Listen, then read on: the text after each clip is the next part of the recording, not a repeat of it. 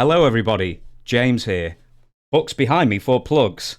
Amazon, The Rock and Owen Hart. You know the deal. I plug them every single time. And my next guest is a particular pleasure for me to introduce because, as you probably have noticed, I've interviewed at least 50 people on this channel, I think, and it's been a veritable sausage fest. So it's so nice to have only the second woman to ever be on WSI. She's a former TNA star and WWE star, Shelly Martinez. Hello. That was take 3. Yeah. Gotta bust out the fangs. I saw you messing when I was doing the intro. I saw you messing with your face. I didn't quite realize that's what you're up to. Yeah, sometimes I gotta fang out, so there you go. Yeah, what's with the vampire thing then? Is this like a state of mind or what's going on? I am a vampire. Did you not get the memo? No, apparently I didn't. I mean, you got the fangs for it. I do. Long story short, as I can make it, ever since I was little, I've been so afraid of death. Like, I was exposed to a lot of death at a very early age. So when I first saw Lost Boys when I was a little girl, that's when I was like, oh my gosh, vampires. And I became obsessed with vampires. So it was so awesome that fast forward to what I'm pretty much known for is being a vampire. My whole life, I've just always gravitated to because they live forever. You know what I mean? They live forever. It helps with my death phobia. So that's my deal with vampires. And that's why I'm so grateful. Like, a lot of people think that I like bitch, moan, and complain about like my wrestling career, but it's like, dude, there's not many people out there that can say that they got to be a character that they've really been preparing for their entire life. Well, that sort of brings me to not the first question, sort of like the first question of page 2 is the vampire. Do you know what? I think we'll do it in chronological order. So I've got questions from all through the career. I asked the community for some questions as well, and nearly all of them were decent questions, as in not inappropriate, which I was quite amazed by. First off, we're going to go straight to the beginning. Can you give us like a sort of like a brief outline of your first couple of years in the business? I know you're in UPW. I was, just for a little bit. Long story short, I just knew. I know this sounds really dumb, but I just always knew I was supposed to be in WWF. Like, that's just the deal. People thought I was crazy. They would be like, "What? What do you mean?" And growing up, I was on and off of it because you got things like boys and things like that to distract you.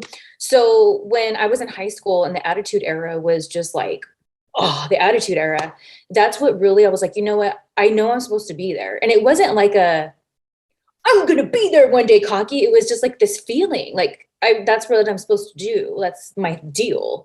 And so I didn't know how to get into wrestling because at that time on the West Coast, because I'm from California, wrestling wasn't what it was in the Midwest or the East Coast, where I didn't know there's wrestling schools or whatever. I had no idea. So what I did is, when I got out of high school, I was doing modeling and acting, and I would just blab to anyone who would listen about how much I loved wrestling. And I knew that eventually somebody would lead me to the right direction. And this casting company, Sandy Elise Casting, shout out to Sandy Elise, they put me in an independent film called Backyard Dogs, and it was a film about backyard wrestling, but they used local wrestlers for like a lot of the stuff. So during the downtime, I would just pick their brain. I'd be like, "Hey, how do I do it?" And they're like, "Oh my God, you're perfect for it. You should be a ballet." They're like, "But you got to go to wrestling school." And they kind of like broke it down to me. And that's what I did. I was like, okay, that's what I got to do. So I started training in San Bernardino, and I just was there for a couple years. Melina and Perez actually started there together. And she got hired first, of course. And so she was my cheerleader, like, "You're going to be here too." I'm like, "Yes, yes." So I just kept training and doing my whole thing and learning everything. And then WWE or F at the time, when they would come into town, I think they still do, I got looked at and things like that. And then eventually it finally just aligned, and that's when I got signed. So I was doing the independents for about 5 years prior to signing to WWE. So UPW was the Rick Bassman promotion, wasn't it? So, and I think Cena came out of that. I think a couple of other big names, but Cena was the other one. How was UPW, if I can spit it out? Because I'm trying to think. There was a documentary, wasn't there, on TV around 2000 that featured that? I suppose that was a bit before your time, wasn't it? You know, it's interesting because I started at the school called the School of Hard Knocks. And the way I was trained there was, first of all, shout out to Ricky Reyes and Rocky Romero. That's who I give credit to for training me. Like, especially Ricky Reyes, because he was such a hard exterior. Like, I just wanted him to like me, you know, and he was hard on me. But then when he saw what's up, that I was getting in there, I was putting in the time. I wasn't one of these girls that just wanted to be famous and like get on TV. I was putting the work in. And so they really taught me so much. And one of the things they taught me was, once you get your foot in the door, you just kind of start going, and you've got to wrestle other places, because if you keep wrestling people that are in your class or whatever, you kind of get used to it. So there's no challenge there to prepare you for, you know, moving forward. So I ended up leaving EWF because I'm just going to go ahead and say it. I've said this many, many times before, so it's not the first time. The owner took advantage of me. He fondled me in a situation he just shouldn't have. So I left. And that's when I went to UPW. And when I was talking to Rick Bassman and he wanted me to sign up with them, one of the things is you can't wrestle anywhere else. And I questioned it. I was like, but how am I supposed to learn? He got so upset with me and pretty much told me, like, it's either I stay there and just wrestle with them or not. So I chose not. And then I went to this other group. It was just Lucha. And it was WPW, shout out WPW. And that's where I really learned a lot, because we did shows where like in Texas and Arizona. So I got to learn how to be on the road. It was just like me and my mini pincher, Fred Mertz at the time. And we would just, with a bunch of dudes, and we'd be in this van and we would just do it. And that's when I really felt, I'm getting goosebumps right now, really fell in love with wrestling, because I saw the being on the road. And even though it's not the most glamorous thing, like these memories and moments and like, so I was pretty much just WPW for quite a few years. And then when I started getting looked at with WWE, that's when like I was still with them, but I was kind of starting to do more wrestling shows outside of them. So it was just like the perfect timing. So that's my experience with WPW was really limited. And it's because, you know, like I said, I was told that you can't wrestle anywhere else. Yeah, okay then. You actually answered my next question to a point. Was I was going to ask who brought you into OVW? Was it WWE or was it or did you go to OVW and then they saw you from there? But WWE scouted you, or did they see you on a show? How did you come to their attention? I was just doing different shows, and then people like Tom Pritchard would be there, like scouting talent. So I started building that relationship. And really, like I said, Melina went before me. So I just did everything that she did. Like she was like, you know, getting looked at when she, you know, getting in contact with the right people. And what's so funny is the first time I talked to Johnny Ace, he had asked me, he was like, do you have anything to do with UPW? And I was so scared because I thought, I don't really have the greatest relationship. So I'm probably like, I'm losing my chance. And when I said no, he was like, good, we can have this conversation. I was like, whoa, because it was always told to me that Bassman was the ticket into getting into WWF at the Did time. Bassman tell you this? Everyone did. Oh, really? Like, it was like a general thing known, like, if you want to go to WWF, you go to UPW because of Cena. Victoria went through there. So like, that's what you do. And I also trained a little bit with the Inoki Dojo here in LA. That's when I met Brian Danielson or Daniel Bryan or whatever, Samoa Joe. You know, that's where, and who got me into that was Ricky Reyes and Rocky Romero. They were there as well. So that was huge too for me, because that opened the door of like, it's not just about WWF. It was like, wow, this is like huge. Like there's more opportunities out there. So I think from just mingling with all that, like everything just aligned and I met the right people at the right time. With OVW, I've got you going there in 2005, which is the year Cornette leaves and Paul Heyman takes over. Who was not in charge, but well, I suppose who was creatively in charge when you went? Well, it's interesting, just to back up a little bit. When I first went to OVW, it was right before I got signed, like a few months before. They had a bunch of the Diva Search girls that didn't make it through the cut there, and they wanted just to see what was what. So I got paid to go there for like, I think 2 weeks. Angelina Love was another person that was there that wasn't a Diva Search person, because it was mostly Diva Search girls. And so kind of buddied up with her and got to know, that's how I got to really know her. And that was my first like introduction to OVW. And then I want to say like that was like in December of 2004. And then in the springtime of 2005 is when Tommy Dreamer called me up. And it was so funny because he called me to tell me I got hired. And I was like, okay, cool. What do I need to do? He's like, you know, I just told you got hired. But to me, it was like, this is what, like going back to what I said earlier, this is what I was meant to do. So, okay, great. What's the next step now? And so when I went there, it's so crazy. I went there in July and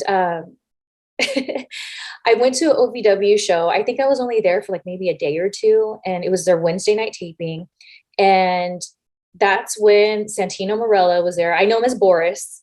And that was the infamous when Coronet was slapping him and all this. So I was like, what did I just walk into? So I walked in the mess of when the incident happened with Coronet, and then Paul Heyman came in and like took over. So it was really interesting, like the energy, and like I was just like, what is going on here? Well, for people, for the three ardent wrestling fans who watch this who don't know the story, please tell the Coronet Santino Marella story. I'm so pleased you were there for it. Oh my gosh. So apparently, from what I've been told, like the boogeyman was out there in the ring. And I think Santino, he like kind of no-sold him in the sense. And then when we got, because here's the thing, I'm just in the back, just like taking it all in. And so for me, from my point of view, I didn't see all that. All I saw was everyone was in the back and I hear yelling. And I'm like, what is going on? Is this a promo going on? Like, what's going on? So I look and I just see Coronet in freaking Boris's face. I know him as Boris Santino.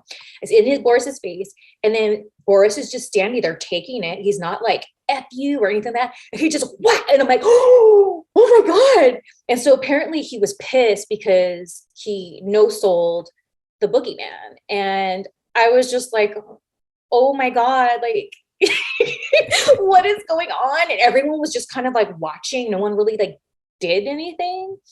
And so I don't know. I was, call me naive, but I was kind of shocked that he got fired. I just thought like, that's just, oh, it was a drama. Okay, whatever.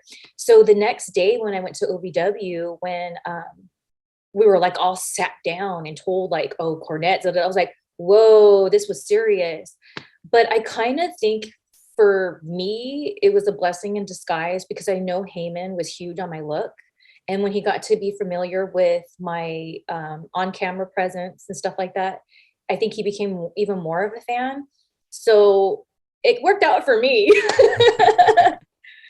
I was hoping maybe you spent a bit more time with Coronet because, although you haven't, but this will be more of a Heyman question then, is you're lumped in with a lot of Diva Search girls. I know for a fact that Coronet really didn't like a lot of the girls because they weren't wrestling fans and he was wrestling crazy. So's Heyman. Did you find yourself, at least at first, getting lumped in with all the Diva Search talents, and how long did it take for maybe Heyman or other people to find out that, no, you really have a passion for the business? I think I still do get lumped in with them.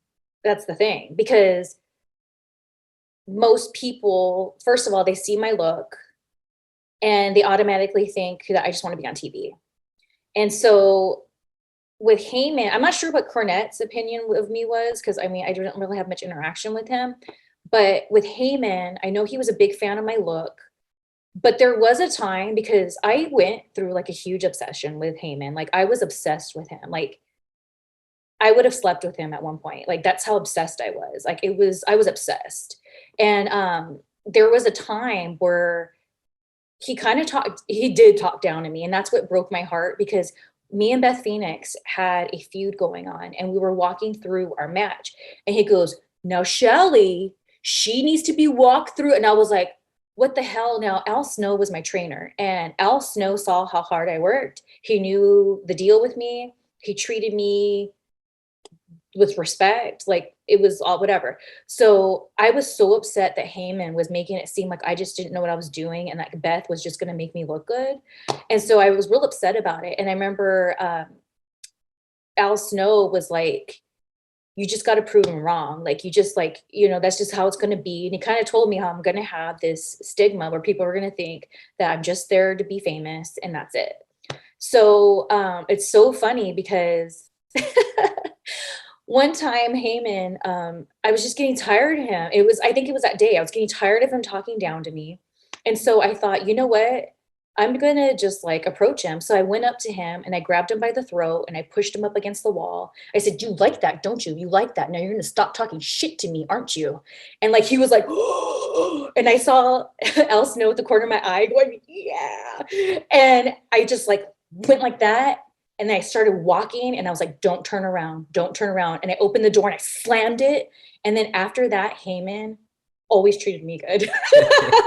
He always treated me good. And he said that, that Shelly Martinez, she's like a fungus. She grew on me. So to this day, he calls me his fungus. Heyman sounds a bit like a sub as well, rather than a dom, if that's what sort of like turned him on to you. And it's funny because later, Al Snow, he goes, he loved that. Well, you said he was a big fan afterwards then. So how did he, I don't know if he gave you, how much direction he gave you, character ideas, how did he help your career and help you develop? He really saw something in me. And after that incident happened, that's when he actually took time to break down things to me, whether it's the show or when I was in WWE, and he'd be like, what's going on here, right? Like he would give me the inside information, and like it helped me, you know what I'm saying? Like he kind of mentored me. I consider him a mentor in the sense of like, whether it was inside the ring, outside the ring, production wise, or in my personal life, he was there to give me like guidance or tell me what's up with no filter. And I love that because I love straight up people. Like, even though like, you can kind of take it like, oh, it's like, I'd rather be taken back a little bit and just know what's up than have to like question, you know what I mean? And I feel up until that time where I picked him up by the throat, I feel like there was a lot of like, I had to assume a lot of things. There wasn't that communication. And then after that, like there was. And so that's why I feel he played a big role into like helping me navigate like who my character was and how to survive in the backstage of WWE. Yeah, I mean, that's really going to be the thing that sort of makes or breaks somebody, is how to navigate the locker room. Just half the time it's not even in front of the TV. You mentioned Al Snow. Rip Rogers, did he ever give you guidance or swear at you copiously? Yes, absolutely, and I loved it. Because I don't know, the first time I met Rip Rogers, I was like, I like this guy. I like him. I like straightforward, just it is what it is, people. After I heard a story about like he had been working, I don't know when this was, he worked at I think like at a gas station or something. And I guess he was like really depressed in life or whatever. And like he got robbed and he goes, just fucking shoot me, kill me now. And when I heard that, I was like, oh my God. And so I remember I had to take some of his classes while I was under contract. And I remember he goes, so where are you from? I said, California. He goes, you Mexican? I said, yeah. He goes, I'm gonna call you Taco. I said, all right. And I was fine with it. Like, I didn't feel like he was like being racist or anything. And he wasn't. Like, he was just like saying what was in his head. And I don't know. I was like, yeah, man, I'm Taco Tuesday. I'm half Spanish. Man, the abuse I got at school. But afterwards, I actually found it all funny. At the time, it wasn't as funny, but man, I appreciate a good nickname, let me tell you. Or maybe 2 years afterwards. I will move on then. A couple more about OVW, and then we'll move on to WWE ECW. And how hard was it to convince Aaron the Idol Stevens to let you and Beth Phoenix rub up on him on vignettes and introductions to the ring? Well, actually, so this is what had happened. So Tommy Dreamer told me when I was on my way to OVW, he said, you're going to go to OVW. You're only going to be there for a few months because they're going to bring back like a kind of brood kind of group. And it's going to be you, this guy, Kevin Seven, who ended up being Kevin Thorne, and Jimmy Wang Yang are going to be this group of vampires. And so I was like, oh my God, yes, this is like, whoo, this is for me. So as some of your viewers may or may not know, after WrestleMania, there's always these sweeps of firing people and letting them go because of budgets. So that I got there around the time that happened, and they let go of Jimmy Yang and Kevin Seven. So I was like, wait a minute, like I thought I was supposed to be a vampire. And so they're like, nah. So then that's, I was like, well, what am I gonna do next? And Beth Phoenix actually approached me and she was like, hey, Aaron and I have this gimmick, but we want to change it up. And we're thinking about doing this kind of like on Batman, the Two-Face character where there's like sugar and spice kind of vibes. And like, we want you to be like the dark one. And I was like, yeah, let's do it. And you know, we meshed really well right away. Like I got to know them through working with them in that gimmick. And so like looking back, you would think that we were already all like had a friendship before it. But I fit right in with the both of them because they had been working together for a little bit. So we were doing really well with it, fan favorites and everything. And we actually went on the road in WWE, and it looked like they were going to sign 3 of us full time on the road. And after we did our whole thing, they were like, well, we see Beth Phoenix as being like a women's like champion, Idol being like in a tag team, and we're not quite sure what we're going to do with Shelly. And so that kind of broke it all up and everything. But, you know, we had a lot of fun. And there's an old saying in the wrestling business, like, what's your WrestleMania moment? Not meaning that like you were at, it's like, what's your big moment in wrestling? And for me, it was with Beth and Aaron. We were in Jamestown, New York. I'm a huge I Love Lucy fan. And so that was big, that's Lucille Ball's birthplace. And Aaron was wrestling Matt Hardy, and it was a house show. And we went out there, and I just remember like I stopped the Twist of Fate happening, and then the crowd just went like nuts. And then me, Beth, and Aaron were all at the outside of the ring, and everyone, oh God, I'm getting chills. The boos, there was just like it vibrated in our chest. And I just remember Aaron saying, do you feel that? And me and Beth were like, yes. He's like, okay, let's go. And then we went right back into character being healed. But that was my WrestleMania moment because like the feeling that like we had that audience, and that's what being a wrestler is all about, is pulling those people in so effing much that they feel it's real, and then they are just invested in having all those people in Jamestown, New York booing us and like hating us. It was like the coolest thing in the entire universe. With he became Damien Sandow later, grew the beard, and then he was the smarter than everybody kind of like update of Dean Douglas character almost. He strikes me as somebody who could turn his hand to like comedy or serious, or he could turn his hand to basically anything. And a few people can do that in WWE, and I always feel that the people who can fit any mold end up sort of just being somewhere in the middle because they just fit roles constantly rather than... if you know what I'm trying to say, is that a fair criticism? I think so. He's basically too good. I think so, but I also, in my opinion, feel a lot of it has to do with politics and who you're getting in the ear of. And at the time, I mean, I haven't spoken to Aaron in many, many years, but at the time, Aaron wasn't one to be like, to go over here in this writer's ear, or Beth, like, you know what I'm saying? We're just doing our jobs, and I'm happy to be there and wanting to do a good job. You know what I mean?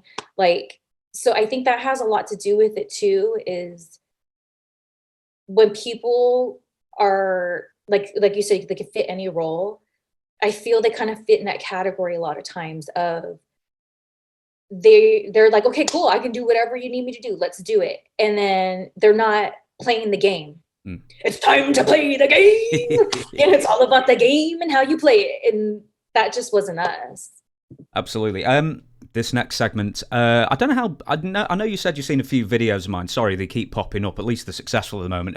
We're going to play name association, so I'm going to give you some relatively rapid fire. It always depends on who I'm interviewing as how rapid fire it goes. But I'm going to give you some descriptors, some sentences, and you cannot say yourself, but say the first name that comes into your head. And the first one is funniest person in the locker room.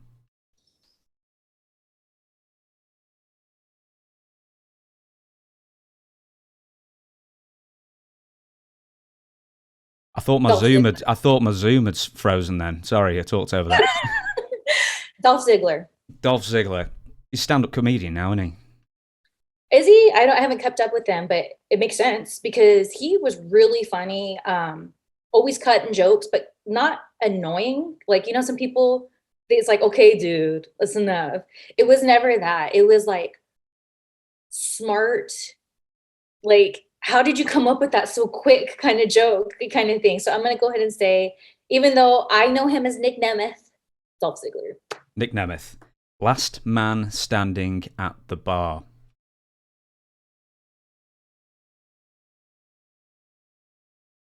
Does it have to be WWE or? No, sorry, it can be anywhere in your career, as long as it's someone we've vaguely heard of.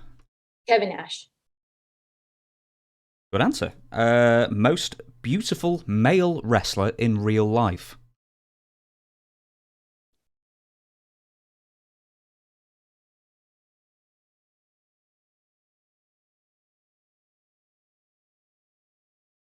Scotty Too Hottie.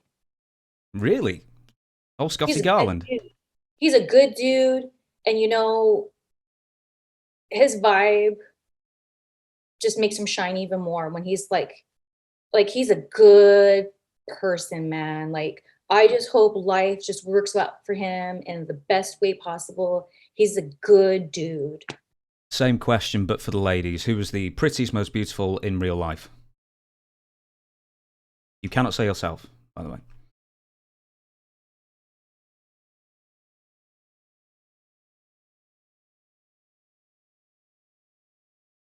Man. If you want me to skip, I'll skip and go to the next one. There's just so many girls that I could say on looks wise, but when it comes to the whole package, kind of like with Scotty Too Hottie, I'm gonna say Francine. That was the only other woman I've interviewed on this show as well. She was great, absolutely great. The next one is biggest bully. Oh, there's a whole list of those. But biggest bully, you know what? I'll throw this out there for the fans. Batista. Well, he might be coming up a little bit later. You never know. Most bullied, most picked on. Most picked on. I don't know. I'll skip that one then. Smelliest wrestler. Smelliest wrestler. I don't know. Here's the thing. I'm not saying on a consistent basis, but there was this one time Francine and I were watching the backstage, the little TV they have so we can watch everything that's going on.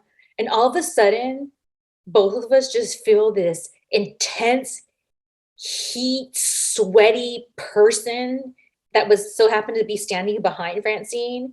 And I'm sorry, but that was Tatanka. Really? I'm sure you're going to say Balls Mahoney then. I love Balls. We had a very special relationship. His passing, along with Chyna's, was why I decided to retire from wrestling. But, I'm sure Balls stunk here and there, but whenever I was with him, he didn't.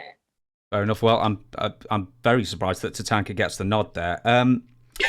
Biggest. It was just, I'm not saying like it was just that time, and Francine and I giggle about it because it was just this like, where is this heaty sweat? Like, and then there he was right behind Francine. I'll leave that there. Next one is biggest stooge for the dirt sheets, if you know any of them. I don't know. I'm so not like involved in all that stuff. That's fine. Most in trouble with The Office, either OVW or WWE. Well, I can't say myself because I got in trouble all the time. I don't know who the hell got. I'll skip, I guess. Okay. Most memorable backstage fight, if you saw one.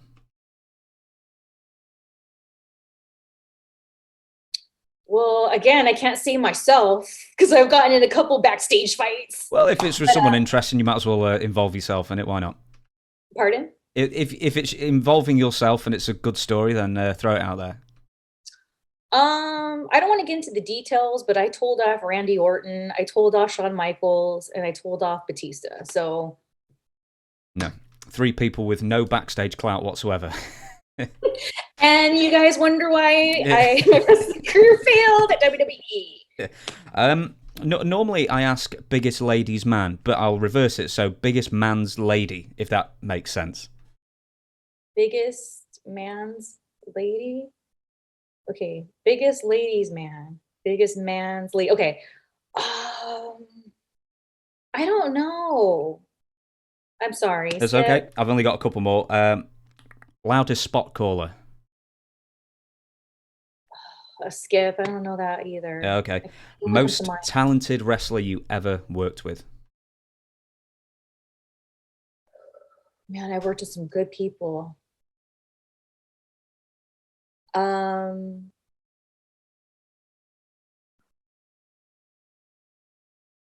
You know, one of my favorite match I've ever had was with Serena Deeb.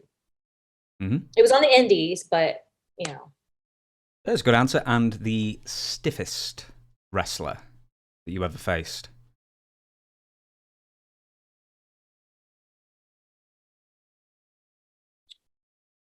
Trying to think.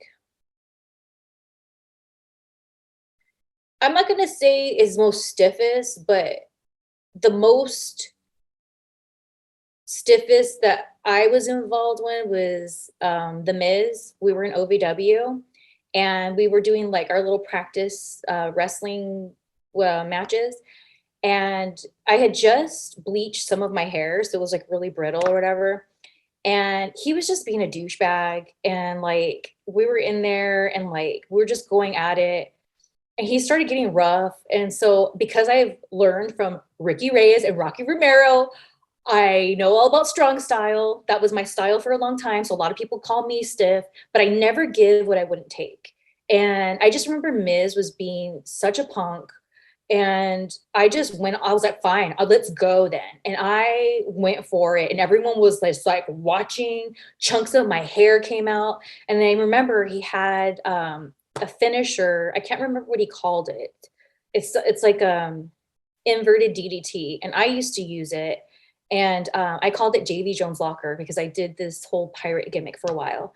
And so I just remember saying, before you were stinking it up on the real world, this was my finish. Boom. And I just like hit it on him. And we were just going at it. Like we beat each other's ass. And you won, did you? I think so. If I didn't win 1, 2, 3, I won. Very good then. Oh, right. We're going to go to WWE. And we've already established a big fan of vampires. And then you end up being a vampire character. Fantastic. One thing I didn't realise until I read up on you today is that it was meant to be a group with you, Kevin Thorne, and apparently Gangrel was going to be brought back. Why was... Oh, yeah, Gangrel. Gangrel was... Duh. How can I forget about Gangrel in that group? So how come Gangrel didn't make it in the end? He was a part of that with the sweeps of that first time because that was when I first got into OVW. So when I actually got to be a vampire, it was like a year later, like the same month, maybe not the same day, but the same month where like, that's when I made my debut or whatever as a tarot card reader. And they already knew that was going to end up being a vampire. So I'm not sure why they didn't hire him back. But they, you know, went with just Kevin. I mean, Jimmy Wang was already back, but they didn't go with him being with us either. So I'm not sure why. I have no idea. You would think it would make sense because he's like the vampire, you know? Yeah. Did you ever consider getting the proper incisors, you know, installed on a permanent basis? Kevin had them, but when I was on the road, I was paying off so much debt. Like I was like pretty broke, even though I was on like TV and everything. And it wasn't because I wasn't being paid proper. It was like I was paying off all these debts. So I just couldn't afford to do the whole molding and everything. So that's why I went to like the scarecrow things that you just kind of put in or whatever. And then after I was not there anymore, I was just like, why get it molded? I already have what works. So I just kind of stuck with it. Yeah, they never fell out like the temporary ones, did they? When you go, and then they went, There's been times where they've fallen out. There was even a time on TV where like I'm being all crazy and like me and Kevin are like, he's leaving the ring and you see me kind of go to the floor and pick something up. It's because my fang fell out. A couple more about the vampire thing I asked the fans, and a couple of fans wanted to know, where did the Ariel name come from? Did you pick it? Did WWE pick it? They asked me what name I was wanting to go by. And I told them Shelly Webster from The Crow, because I'm Shelly and I thought that'd be cool. Shelly Webster, which was the fiance who dies in The Crow. And then, so when they said no on that, and then I said Star, because that's the girl on Lost Boys, the vampire girl in there, her name's Star. They said no. So then they gave me a list and it had all these names on it. When I saw Ariel, being a SoCal girl, I was like, Disney, let's go with Ariel. So that's how it happened. Sweet. And the other one is, where did the upside down hanging in the ropes thing come from, the intro? Were you like a gymnast as a kid or anything, or? No, right before I got signed to WWE, I was a waitress and bartender at a strip club called Spearmint Rhino. And the way I'd make extra tips is when I had to go clean the poles and like the stage during like the downtime. I would climb up on the pole and I'd swing down and I'd be cleaning it and all. It was like this whole thing. The DJ would be like, something happens to Shelly when we play Rob Zombie. And they would play, and I had my whole set. Of course, I wasn't dancing, like stripping, but I would just colorfully clean. And that's how I'd make extra tips. And so when I went to OVW and I was with Beth and Aaron, I kind of tried to incorporate that. I was like, wouldn't it be cool if like me and Beth went in the ropes and like kind of did this bend and like Aaron comes through. And so that's what we did. And then that didn't work out. So then when, before I was a vampire, I was a pirate for one day on Velocity with Paul Burchill. And how that happened was they didn't know what to do with me. It was after they already knew what they're going to do with Beth and Aaron. And so Paul was doing this whole thing with Aaron at OVW with his pirate character. So Heyman turned it into that I was obsessed with Paul Burchill. And so I would dress up like a pirate and I'd be all psycho and like following him, whatever. So what they would do is when WWE would come into town, they would ask to see certain talent that were signed already to see if there's something, you know, that they had for them on TV or whatever. And so I was just kind of there and I saw Vince at the ringside. So I just went up to him. I was like, hey, I'm from OVW. Like, you know, I'm doing this thing where I'm obsessed with Paul Burchill. I think he's missing something and that something is me. So I want an opportunity to like show you. He's like, all right, let's put you on Velocity. And so we came out and then that's when I first did the hanging upside down, because I just thought like it'd be like a great way to incorporate what I was kind of already doing with Aaron and Beth, but like making it a little different. So I was hanging upside down. And then that's when that first happened. So when the vampire thing came about, I was like, oh, we're going to cross the arms. I'm a bat. I'm an effing bat. Yes. So I totally came up with it and I'm very proud of it. We'll move on to Kevin Thorne then. Someone asked if he smelled nice. Sometimes. Okay, I don't know why someone was really that keen on finding out how much he smelled like, or what he smelled like, but I don't know. There you go. I mean, I'm not saying he stunk, but I mean, he would go in there and work hard with that whole getup on. He would sweat. So, like, you know. Yeah, I remember a couple of people complaining about do you remember Right to Censor? And they all had to wear these shirts and stuff, and like Val Venus hated it, Godfather, and they all hated it, apart from the fact that it didn't suit their characters at all, is that they sweat brutally because they had to wear trousers and like dress shoes and shirts and everything. So, yeah, a terrible idea. Yeah, he was wearing a lot of layers and doing it, you know. So yeah, he'd be a little sweaty and gross sometimes. But nothing like I'd be like, oh God. Did you travel with him, or was it purely a on-screen association? There was a time where I did travel with him and Marcus. What is it? It was Corvon. It was Monty Brown. Yes, Monty Brown. Yeah. There was a time where I traveled with them because I started traveling with like some of the girls, but then they started like dating the guys. So then I was kind of left on my own. And there was a time where I didn't have a valid driver's license because I had too many tickets I was paying. So I couldn't rent a car. And so I'm so grateful because Kevin and I, we didn't get along most of the time we were in WWE. And it's so funny when people say like we were like hooking up in real life. I was like, dude, we would fight. Like, no. And it's so funny because when I would do the thing where he like grab me and then I'd be like, oh, on him, I'd be like, F you, you're an asshole. And like, it was a whole thing. So I was really grateful that when I was kind of orphaned and left alone, that he did. And, you know, he's married and, you know, I know that can be like, it looks weird or whatever, but like, it was never like that at all. And I just had I was like a little orphan. So, you know, I did travel with him a little bit, but yeah, it's really funny that people are like, oh, they were hooking up. I'm like, dude, we did not like each other. I will leave that there. And I've got so many questions. I am skipping bits and bobs here as well to sort of like go through it. As much as I hate to, I'm going to skip December to Dismember. I'm actually going to go to, someone else mentioned this. Did Joey Styles know that you were going to give him like an impromptu lap dance that time on ECW TV? It's so funny because when I did that, I had no idea the impact it was going to have. So I think it was Tony Gurria was in the back in Gorilla, and he told me to go mess with Joey and to like really turn it up and like whatever. I was like, okay, because I'm always good on like if it's a good rib, it's not hurting somebody, like it's funny. Like this obviously is a thing that people still talk about. And it's funny, I talked to Joey about it. It's like I just remember I was like, okay. And I went out there and I just like did it. And like to me, it was no big deal, but like it wasn't until like more recent years when I've like revisited that, I was like, dude, that looks real intense. But at the time, I just was like playing a joke. Did you ever hear from Joey's wife? No. And I think that was the whole point. They wanted to get him in trouble with his wife. I see. Was Taz glad that you didn't do it to him instead, or was he disappointed? I don't know, but I love Taz. I think Taz is so awesome. You know, he's always been really good to me, and I would have loved to have done the same thing to Taz. Speaking of Taz, I mean, this is more like the ECW Originals thing. Did you ever feel like any animosity at all from the Originals to the new guys, or like you weren't in the original ECW, that kind of thing?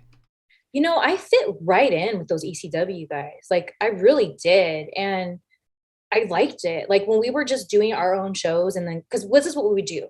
Our house shows were completely separate. We'd go to places that ECW had ran before, and then we would meet up with SmackDown for TV days.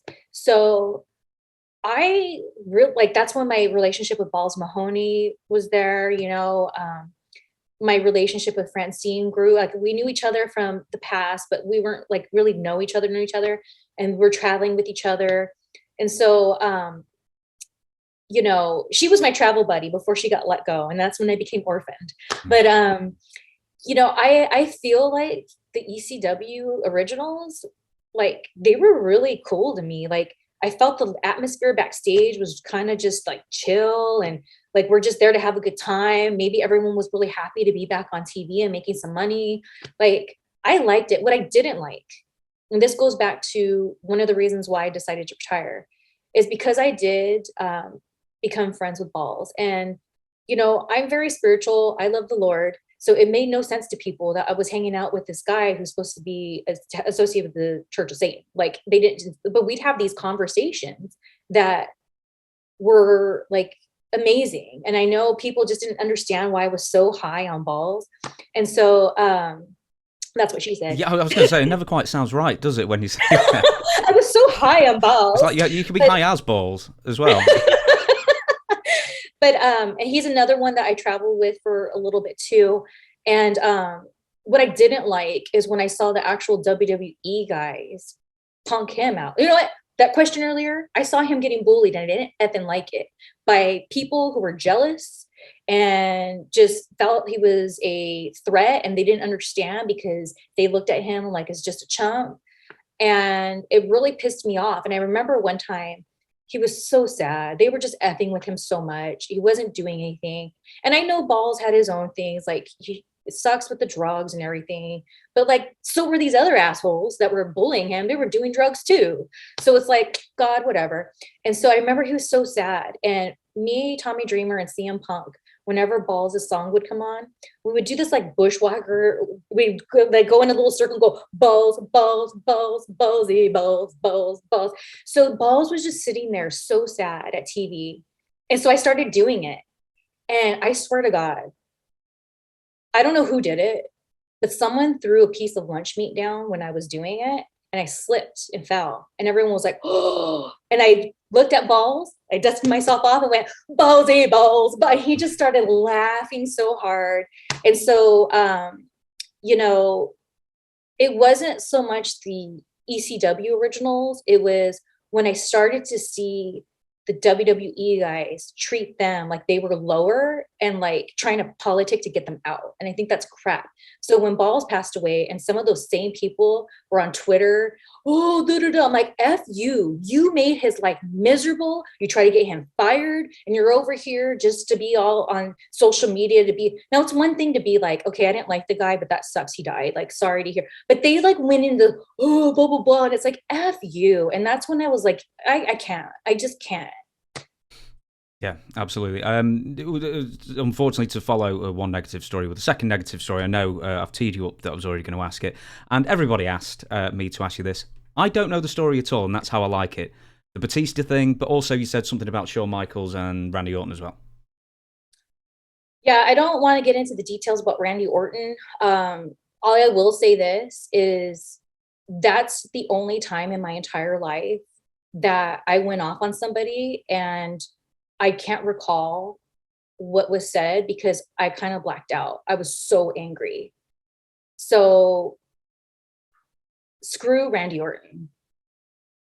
Shawn Michaels was very, very rude to me.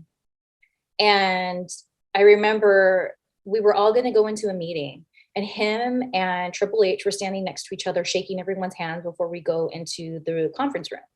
And so I went to shake Shawn Michaels' hand, and he had some chapstick in his hand. And so when I came up to him, he went and started doing his little chat.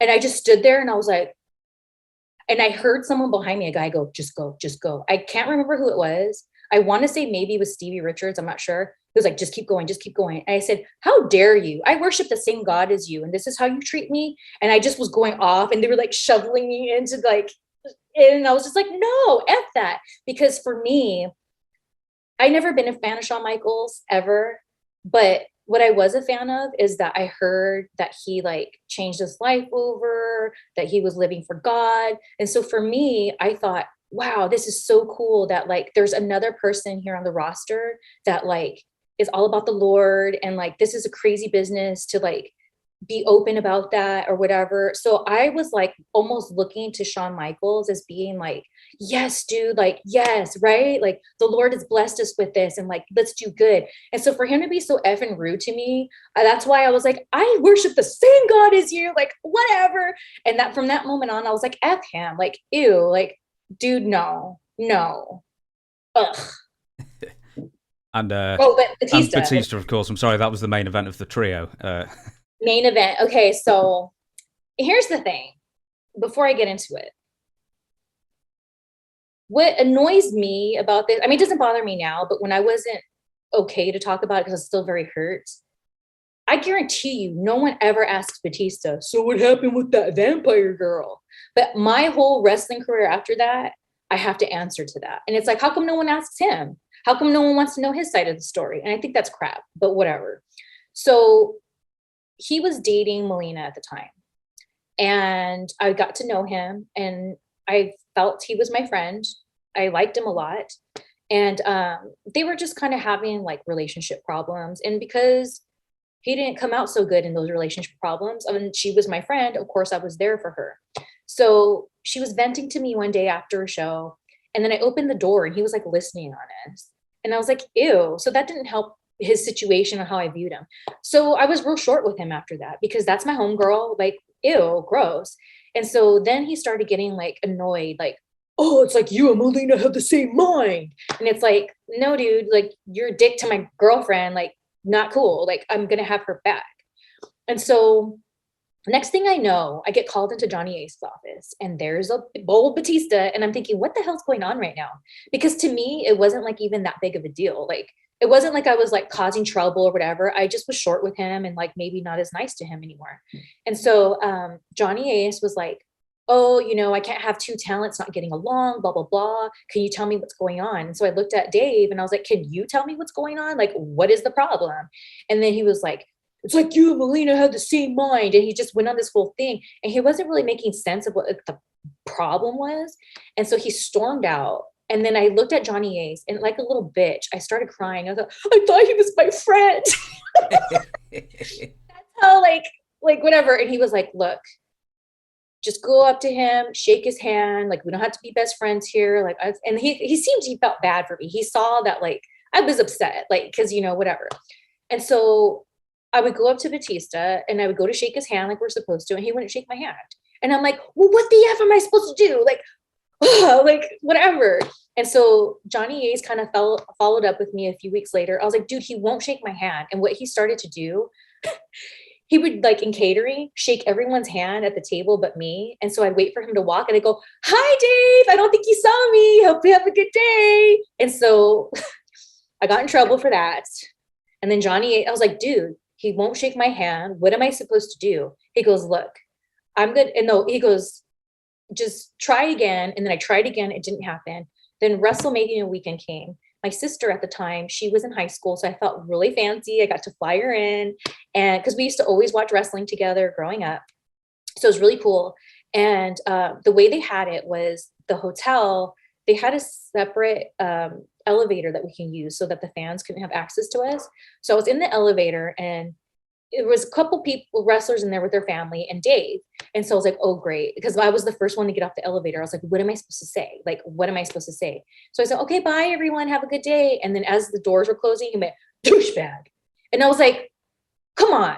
So Johnny Ace asked me once again, how are things going? And I told him what had happened. I said, look, if he wants to be a dick to me, fine. But to do it in front of my family and the wrestlers' families, like, come on, like, why even do that? He goes, look, I'm going to tell him I told you just to stay away from him. Just stay away from him. I said, great. That's great. So next thing I know, there's this wrestler that was never, I don't think he ever made it to like the main, like he was on the road, but nothing really came of him. And he was messing around with one of the divas and she was my friend. I don't want to name names.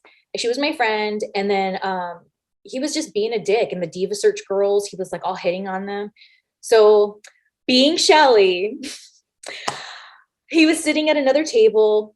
My friend was sitting with me. She's all upset. And I go, hey, so-and-so, why don't you come sit over here with your girlfriend? You know, your girlfriend over here? And he got so mad. And so later I went up to him again. I was like, dude, she's crying over there. And then I remember Tommy Dreamer goes, Shelly, just walk away. Just walk away, Shelly. And so I was like, what? And I noticed that the wrestler was like clenching his jaw. And I'm like, this can hit me? F him. So then the day goes on. Kevin and I are going to go on live TV next. And I see that wrestler while we're waiting whisper over to Batista. And I'm like, oh, shoot, it's on. And so Batista goes, hey, Shelly, how about you mind your business when you're in catering? And then I took a second. I thought, I have an action figure coming out. I performed at WrestleMania. I guess this is a good day to get fired. And I said, last I checked, you weren't even in catering. So why don't you mind your own fucking business? And then everyone just was like, it was high school. And he got up and he got in my face. He's like, F you, you're nothing in this business. You don't put asses in seats. You're nothing. And I said, honestly, real calm. I said, honestly, I don't give a shit what you think of me. And he just like looked around and everyone was like, oh, and I could tell it embarrassed him. And so he was like, F you. And he was pushing his middle finger in my face. So I was like, please hit me. Please hit me. Just hit me. And so he was just pushing his middle finger. So I slapped his hand out of my face. I said, no, F you. A real man would have pulled me aside and chewed me out. So you want to pop the boys? F you. Like I said, I don't give a shit what you think of me. And he storms off. And I remember Punk and Domino were right there. Deuce and Domino. And I was about to go on live TV. So I was like, oh, my hair, I need to put some hairspray. And so I went, and then Punk's like, no. And he grabs me because he's thinking I'm going after Batista. And I was like, I need hairspray. And so I get ready. I go out there. That day, Ozzy Osbourne's band was playing. And I had been hanging out with the band a little bit, and they really dug my vibe. And so after Ozzy left, the other band guys said that they were going to stay to watch me and Kevin perform. And so I remember I was like, dude, I'm going to get fired. And so I remember really playing up to the crowd to where they started chanting my name. I know I'm not supposed to do that because I'm a heel, but I didn't care because I was like, this is it. I'm probably going to get fired. And so I ate it up. And when Kevin won the match, I remember I almost started crying because I knew that was it for me. I knew it. I felt it. And so I go in the back, and then, oh, I'm sorry, I skipped a point. The reason why I knew I was going to get fired was because right like minutes before we're going live, Johnny Ace comes out with Batista. He goes, what happened? And I told him. He goes, did that happen? He goes, I don't know. Or he goes, did you flip her off? He goes, I don't know, but now I am. And I'm like, God, like a little kid. And so I was like, dude. And so he walks away, and I'm thinking Johnny Ace is going to be like, oh, like, come on. He goes, how dare you talk to top male talent that way? I was like, what? He goes, how dare you? I said, I don't care who you are. If you come at me like that and disrespect me, I'm going to stick up for myself. So I got to go do my job right now so we can continue this conversation when I get back. So that's why I knew I was done. And I'll never forget, like in the back, one of my friends, I saw them and I was like, dude, I'm getting fired. And they're like, no way. I could feel it. And so went home. I remember I called my grandma from the hotel room, and I was like, I'm probably gonna get fired. And then I went back. At the time I was still living in Kentucky. And then Johnny Ace called me, and he was like, creative doesn't have anything for you anymore, but keep in touch with us.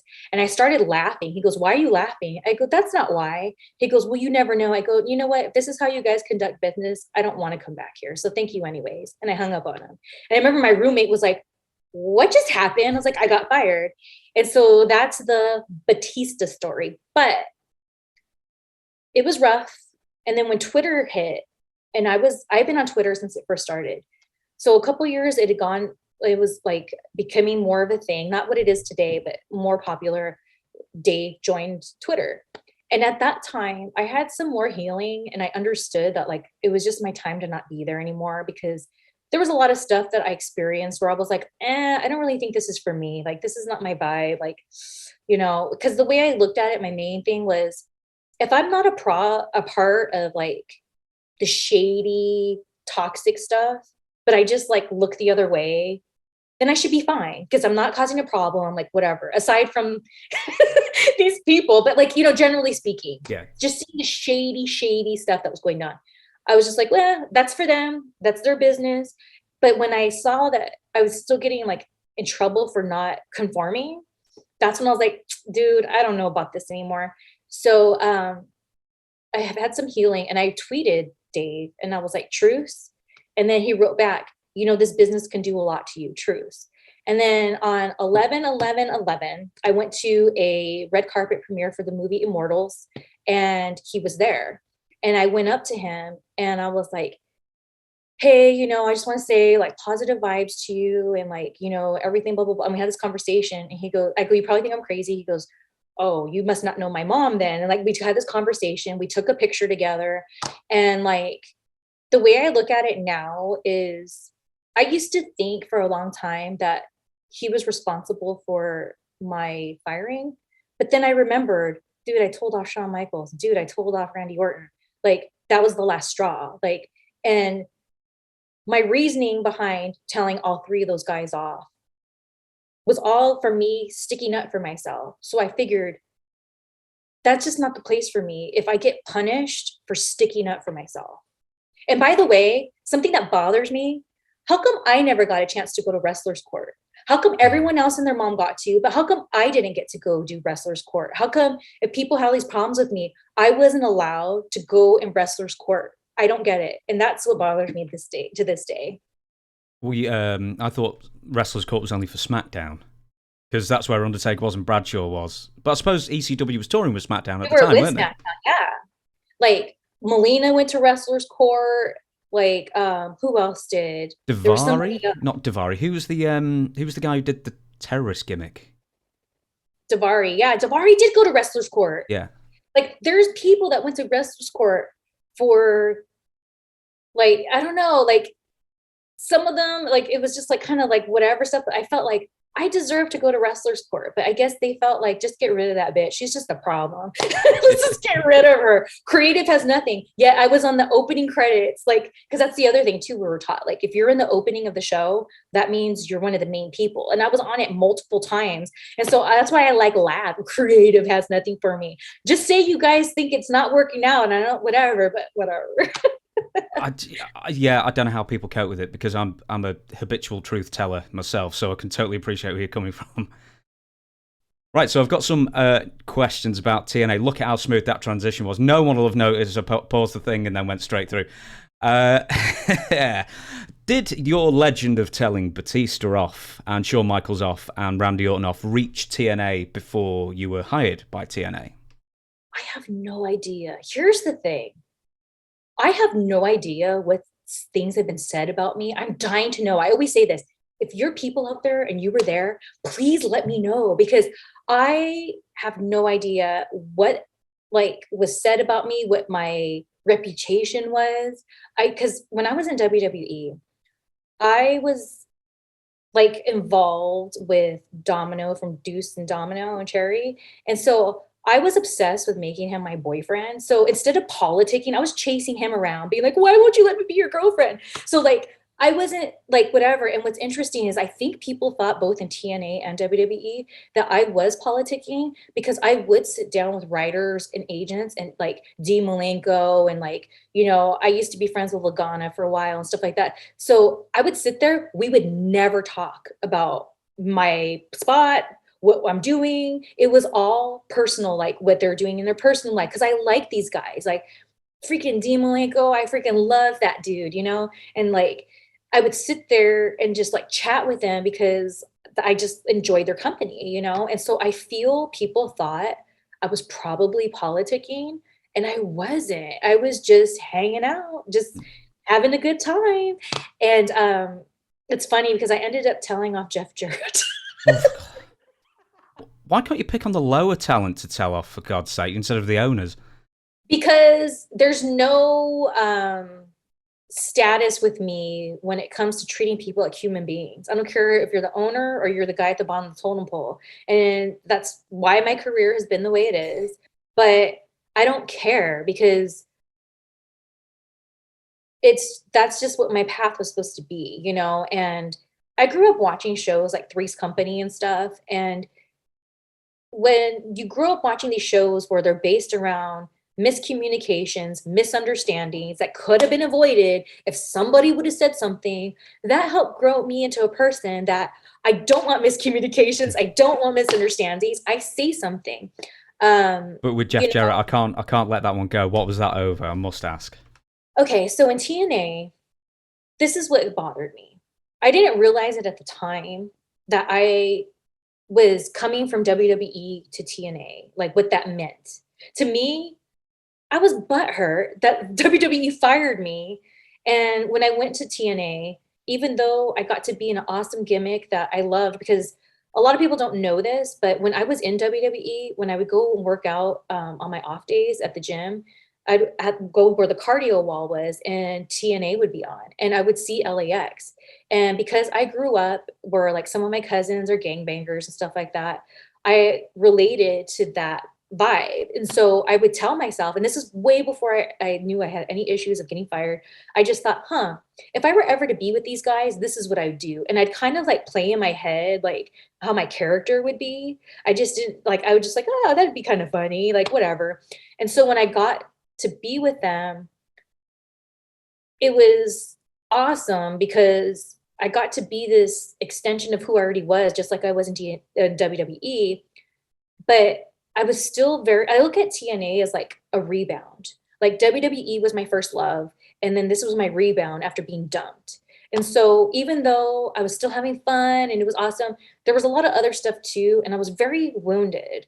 And something that bothered me was like the writers and stuff would not talk to me. They would tell Homicide to tell me what to change in my character. And so it turned into this thing where Homicide would be like, hey, Shelly, they want you to blah, blah, blah, blah, blah. And they'd be standing right there like, why are you doing this? And I'd go up to them, I'm like, tell me, it's my character, talk to me. And I was pitching ideas because before I got fired, I had a conversation with Vince. I wanted to do Playboy. And I pitched this whole idea to him. And he was like on it. He was like, you know what? We've never had anyone like you before. You're doing an awesome job, blah, blah, blah. And so when it didn't work out, I tried to pitch that to TNA to have me and SoCal Val be in like together in this whole like scenario. And so they just weren't like anything I said. They just acted like I was like year 2 in wrestling, like just like whatever. Dixie Carter was a complete bitch to me. Like I didn't understand why. And like it was just this whole thing. And so with Jeff Jarrett, I was like, I had told him some of the stuff. And then he was just like, as they say in the business, just jobbing me out, like in life, not on TV, but on life. And so one day I was just like, you know what, Jeff, like I'm over here, like I care. And I just was going off. And then it's so funny because all of a sudden there was thunder. I said, you hear that? That's God right now. He's telling you, you should be listening to me. And so it wasn't like a big tell off like the other 3, but it was more like I had enough. Like I am valuable. I have something to give. Now let me do it. I want to help your company. Not that I'm like, oh, just because no, it was like, I want to be a part of the people who help elevate this company. And my voice just wasn't heard. And it's so crazy because you're always in the business taught that you don't go to Vince, you can't cough around him, you don't blah, blah, blah. Like when I went up to the Velocity thing, when I went back, so many people like, you can't do that. Why did you do that? You're going to get heat. I said, dude, he's putting me on Velocity tonight. I always understood that Vince McMahon was the owner and whatever, but he was just a man. And how are you going to get an opportunity unless you ask? So I took that mentality to TNA. And I felt like even though things didn't work out in WWE, they still kind of heard me out. Whereas in TNA, they acted like, and it's just like, dude, like what the hell? And I don't know. It was really frustrating because I had so much fun at TNA, but there was just that other side that just like made me not happy. And that's why I quit. Because when I quit, there's a rumor, and I hate that people get this rumor wrong. People say I left to go do an Italian film, independent, and that's not what it was. What it was I unfortunately listened to Nova, and Nova told me when I first got my contract, who cares, because they were only paying me $300 a night. And so, and I wasn't on the house shows, and they kept telling me I was gonna be on the house shows, and I wasn't. Living in California is expensive. So I kept getting like eviction notices. My gas was turned off, so I had to take cold showers, hardly any food. It was rough, but yet I'm on TV. And so the reason why I accepted that $300, because Nova said, you could always renegotiate, just take it. But it's like, no, I shouldn't have just taken it. I should have said, at least give me $500. I just came off WWE TV. Like, come on. But no. And so I remember I took this main role for 2 weeks shooting on this independent film. And the reason why they say Italian, the guy was inspired by some Italian like film. So that's where, so it's so weird. Like it got like all mixed up. But so I got the role, and they kept saying I was going to be on the house shows, and I wasn't. So I took the role. And then Terry Taylor called me, and he was like, oh, here's the travel, because we're going to go to Canada for a pay-per-view. And so I said, look, how about on the pay-per-view? Because at the time, LAX was feuding with Team 3D. I said, what if I go through the table, and then it'll put me out for like a week or whatever, and I can go film this thing, come back, do another thing, and then film again, and then like whatever, because I'm broke. I need this money. Like I need this money, because I was right about to get kicked out of where I was living. My sister was living with me. And so he goes, well, I don't know if we can do that. And I said, okay, look, my contract is due to be renewed next month. If you can give me the $100 bump that I'm supposed to get now, I will blow off this other opportunity.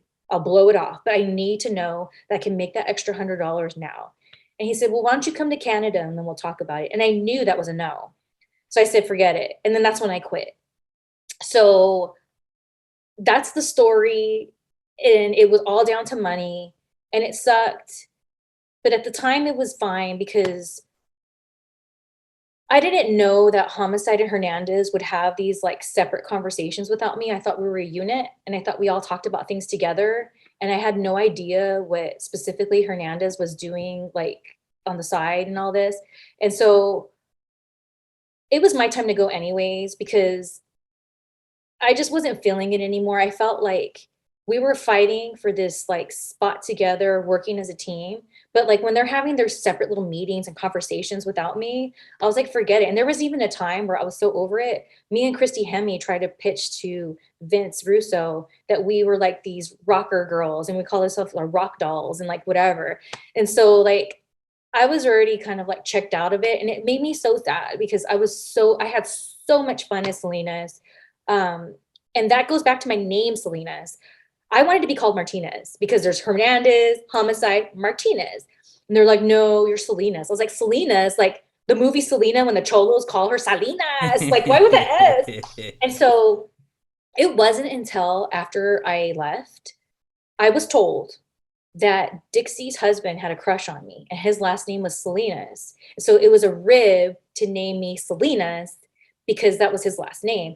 And to this day, if he walked in the room, I would not know who he is. I can't remember him. So if that's why Dixie had this issue with me, it's so dumb because I don't even know anything about her husband. So that's what I was told. I don't know how true it is, but it makes sense.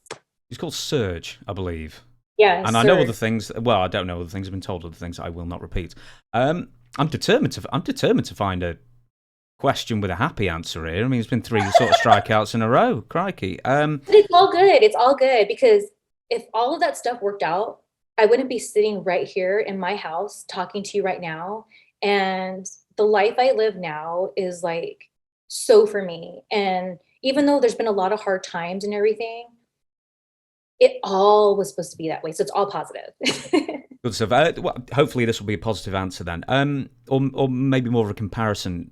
OVW girls versus the TNA girls. Now, with TNA, some great talent there, you know, probably led by, you know, Awesome Kong and Gail Kim, who had some great matches. And I've spoken to Savio Vega, who was responsible. Was he the agent for the ladies at the time?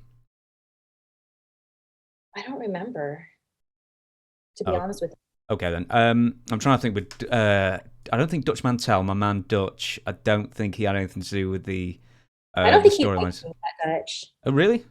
I don't think he likes me. I don't think he ever did. And I think that was one of my problems there. I think that's what I was told. I always felt like he didn't care for me, but I was like, whatever. I can ask.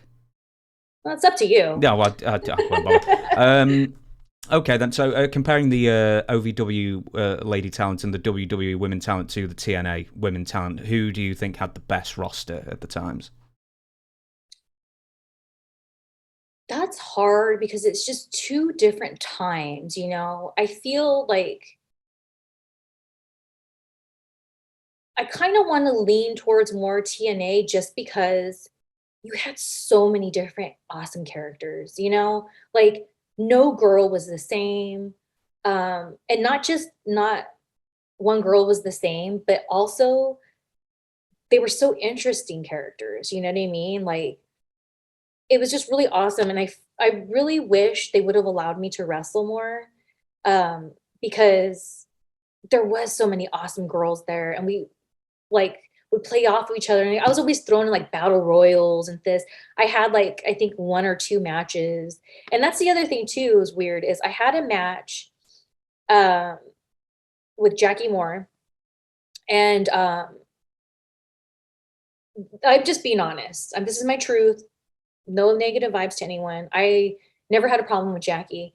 But when we had our match, I went to pick her up for a body slam and I noticed we were a little too close to the ropes.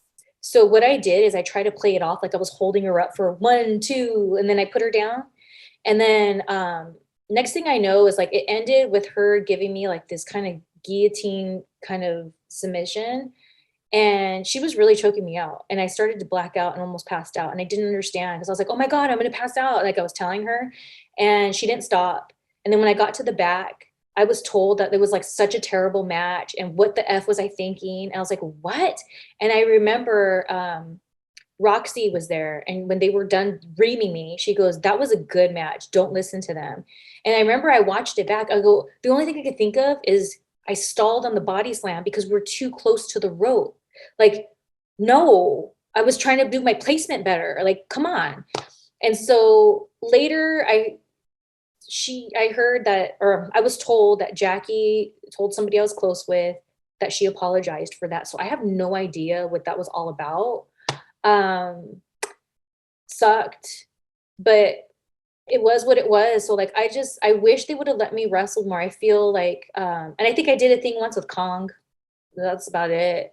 But I feel like I could have really had some amazing matches there with some of those girls. Like I love working Angelina Love.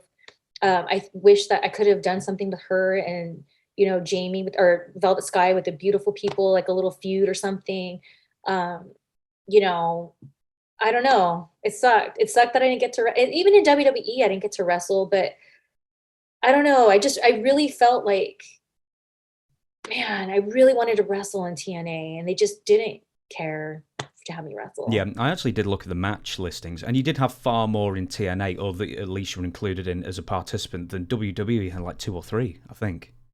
Yeah. And they were very like with Francine, real like 2 minutes. Like we got like 2 minutes to like kick, roll, take off the top, like, and which is fine. Like it was fun. Don't get me wrong. Like I'm fine with it. It's just I wished I could have just did a little more. I'm not saying I had to be in the run for the women's. It was never my goal. I never cared about being a women's champion or anything like that.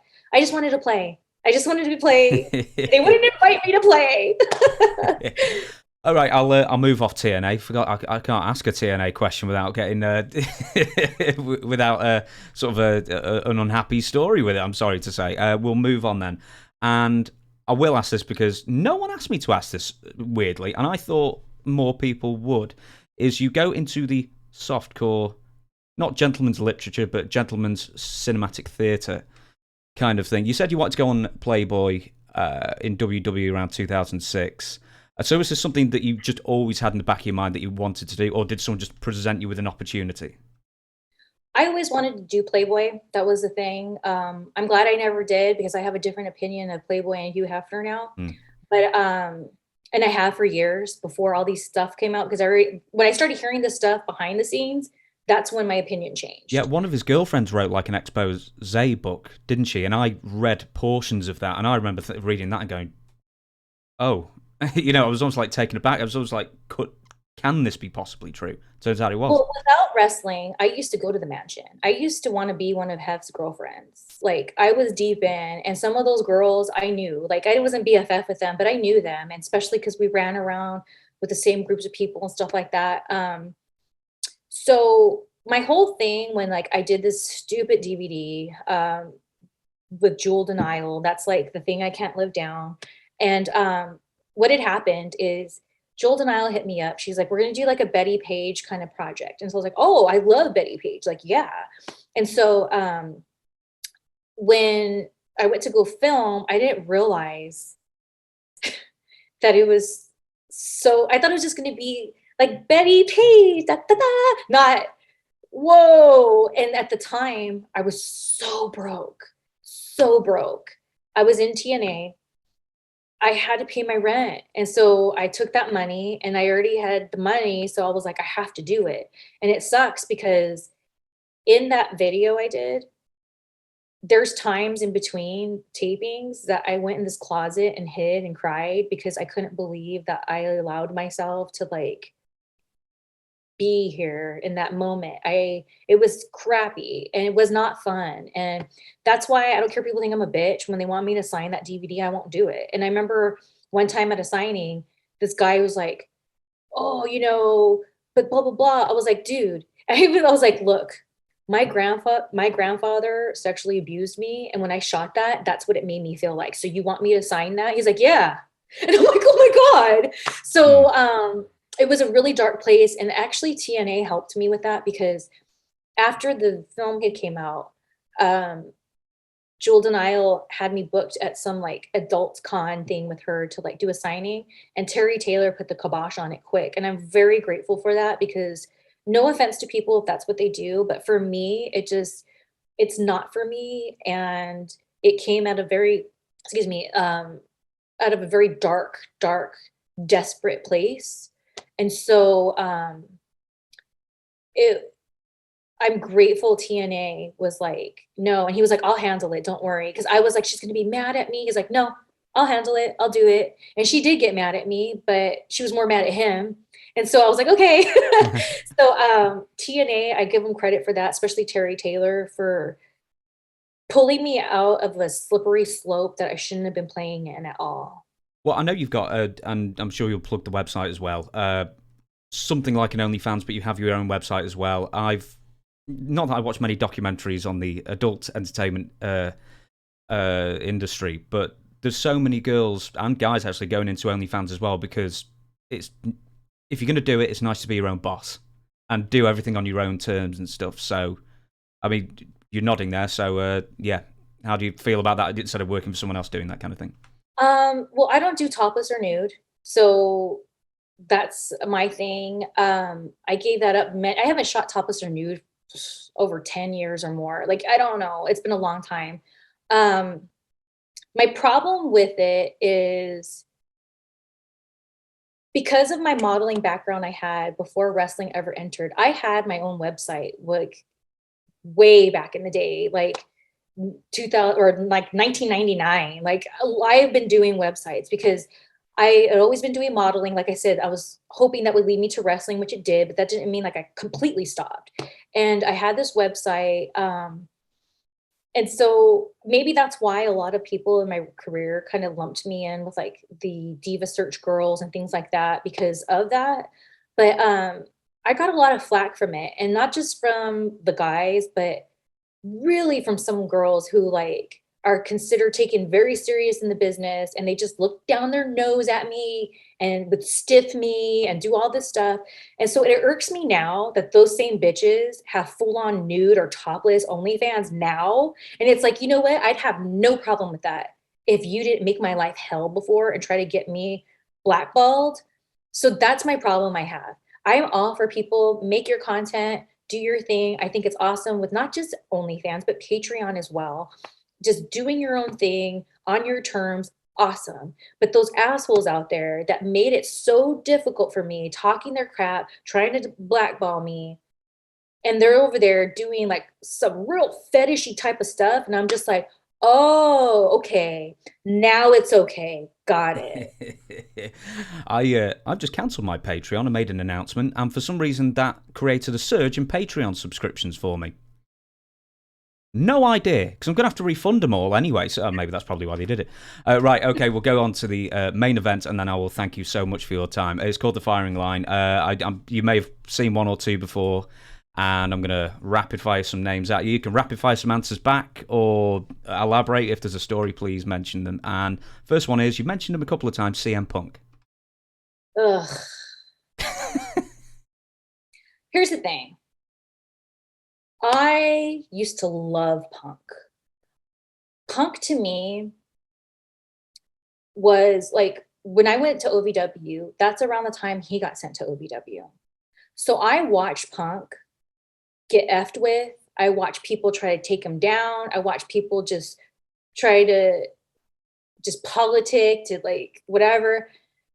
And he did everything on his own terms. And I respected that. I was like, F yeah. What CM Punk gave me back in the day was hope.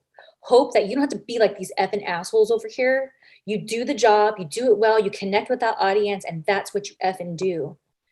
Punk, I put on a huge pedestal, and that's my fault. You shouldn't put anyone on a pedestal.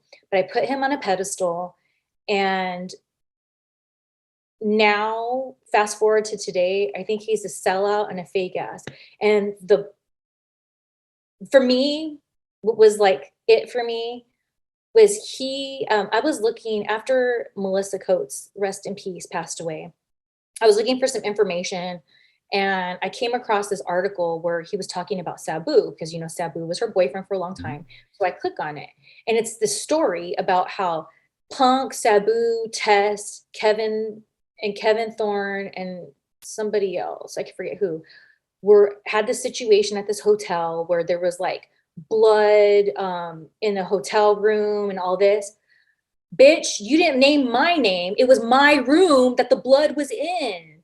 And so it's like, this is what had happened. So we were in some town, I can't remember where, and there was like some, like, I think it was like a boat show or something going on. So a lot of the hotel rooms were just like booked. And we were all like following each other. It was one car had, Sabu was the other one. Sabu, Punk, Kevin were in one car. And then Kelly and Test were in another car, and I was in a car by myself because at that point I got my license back. And so we were all following each other, and we pull up to this really crappy like hotel, and we go to the door or to the check-in, and we just hear, and we're like, what? We're dinging the thing. The guy comes out. He's like all coked out or something. He's just going like this, and so he checks us in. Test has a room that's like the next floor up. The other guys stay in a room by themselves down the hall. Me and Kelly have a room together. So Kelly was really young, you know, whatever. So not part of the business. I loved her though. I was like, I loved me, the Kelly. And so we get into our room, and our room's gross. Like, it's just gross. And she's like, and I'm like, okay, like, okay, Kelly. And so she goes in the bathroom. She's like, oh my God, oh my God, oh my God. And I'm like, what? I'm like, oh gosh, what? And I go in there, and in the bathtub, there's blood. And then it goes out of the bathtub onto the floor, onto the carpet, and then it stops where the door is. And so I'm freaked out because my favorite horror movie is Bates Motel. Bates Motel. Psycho. Psycho. Bates Motel. Psycho, because I'm thinking it's Bates Motel. My favorite horror movie is Psycho. And so I'm thinking mother's coming to get us quick. And so we're freaking out. We run down the hall to the guys. Oh my gosh, they see it. So then we go to the front desk. And the guy's like, I haven't rented that room out for days. And we're like, oh, great, that's awesome. And so he gives us another room, and it's literally the room across from it. And all they do was like put the little like thing in the door to the room we were in. And so I was like, dude, this is weird. And at the time, Kelly was secretly hooking up with Tess.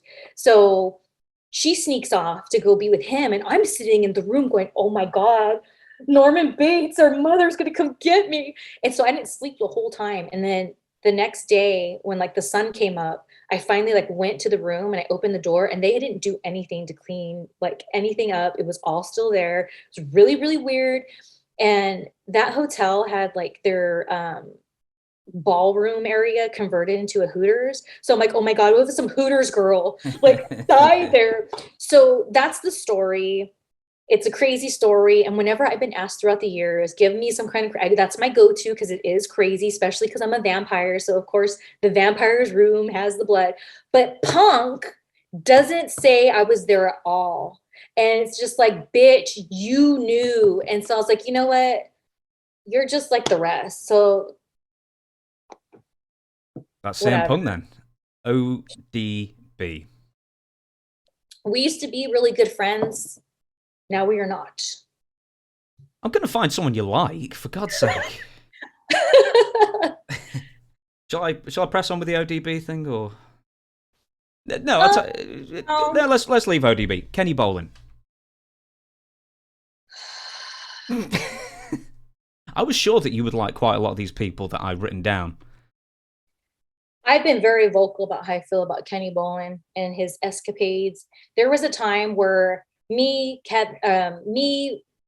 Beth, and Aaron were with him in a car ride from London Town, Kentucky, after an OVW show we had there.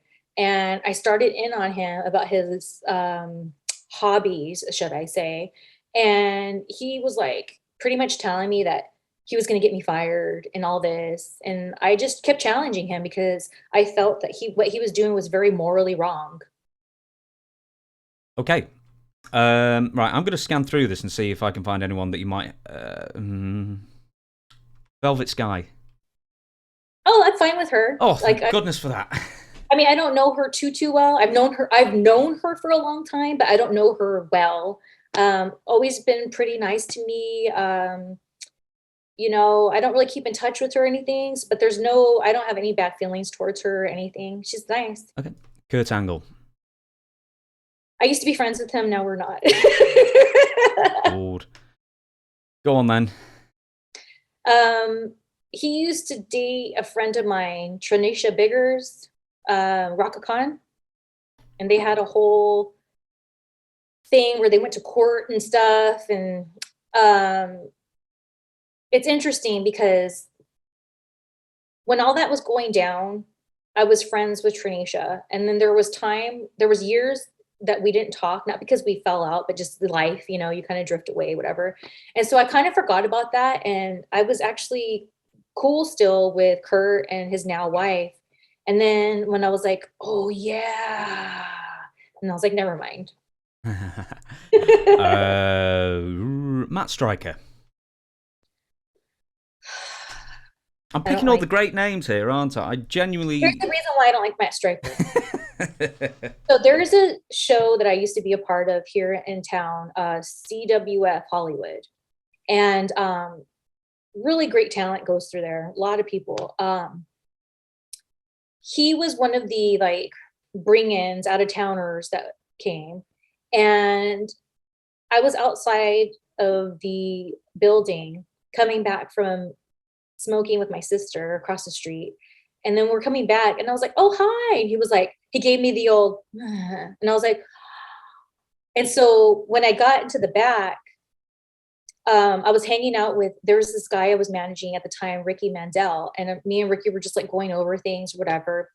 And then he just kind of put himself in our conversation. I was like, oh, now you're going to talk to me outside? You just blew me off.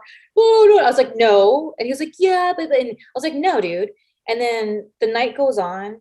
And then Ricky and I went out to the ring. We did our thing. At the time, Ricky was really shy, not really coming out of his shell. So that's why they put me with him. And that night, man, he did really good. I was so proud of him. He came out of that shell. Our chemistry was vibing. I was like, yes, dude, I'm paying forward, right? And then I overhear Stryker telling Ricky, the worst advice ever. Everything that Ricky did right, Stryker was telling him he didn't do right. And and I was like, is he telling him bad advice on purpose? And then, I'm not going to get into details of this, but he used to mess with one of my friends at the times. And when I knew that side of him, I was like, F this guy. No. Okay, you've got to have some nice things to say about Shad Gaspard. Shad, it is really effing sad what happened to him. Rest in peace. When I was in OVW, I didn't like him. There was a time where he went through my phone, and I had sent my boyfriend at the time, a nude photo because he was my boyfriend, and he shared it with everybody. He's like, look what's in here. And so I thought that was really crappy. And when I called him out on it, he denied it. It's just this whole thing. So I didn't like him. And then fast forward, and then he was living in LA. I was in LA, and I ended up doing some extra work for Adam Sandler movie, and he was doing a body double for Terry Crews. And when I saw him, he was really nice, and we were just chatting. And then I was like, okay, whatever. But I still kind of had that And then after that, I did a wrestling seminar with him, Johnny Jeter, his partner J2G, and John Morrison. And it was there where I was kind of giving the cold shoulder. He was like, come on. And I told him about it. He was like, oh, that was so long. I go, no. Because at this time he had already had his kid. He was with his kid's mom for a while. I don't know if they were married, but it seemed like if they weren't married, they pretty much were. And I said, how would you feel if someone did that to her? And he was like, damn, I didn't think about it like that. And he totally apologized. And I really believed him. And we had this really cool conversation that it showed me that Yeah, he was just being a dumb guy back in the day. Like we were young. And so after that, I was totally cool with him because I just thought that was really cool that like he heard me out. He didn't have to. And when I made him think about it, he didn't think it was funny. And Mm. he really, really was like felt bad. And after that, he's one of the few people ever to like actually try to help me like get gigs and stuff like that. And so that showed me a lot about who he was too. So there's a happy ending for you. Good. I'll give you a few more, and then I will thank you so much for your time. Sandman.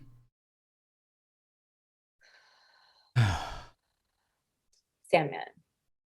So I used to like the Sandman when I first started ECW, fake ECW. There was a time where we all kind of caravan together. I thought he was a character and a half. He had this girlfriend at one point. We called her Sand Girl. Like I was all I was all about his rough around the edgesness and everything.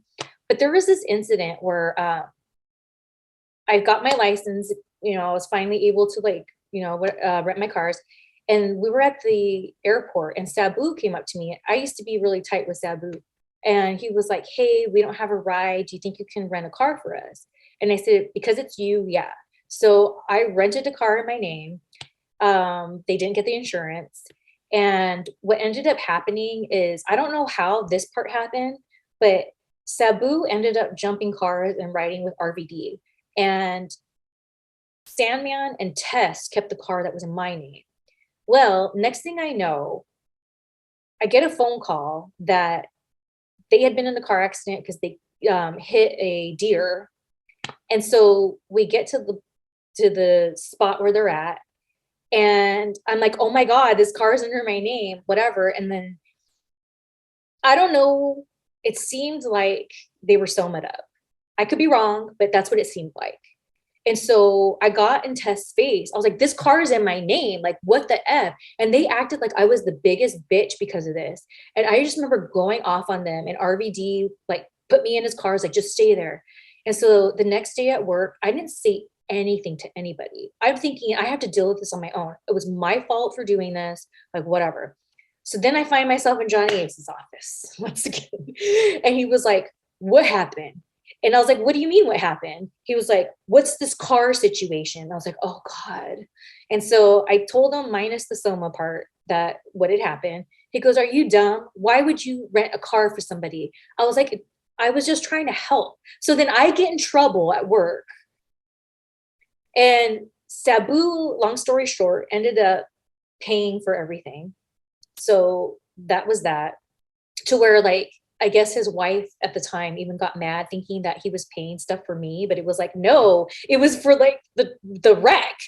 But after that, Sandman was a complete asshole to me. He goes on different podcasts or whatever and openly talks crap about me.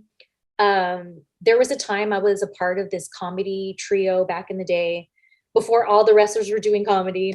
And we were called Blunt Force. It was me, RVD, my two friends, Chad and Corey, that are comedians, and my friend Bruce Jiggles, that's a comedian.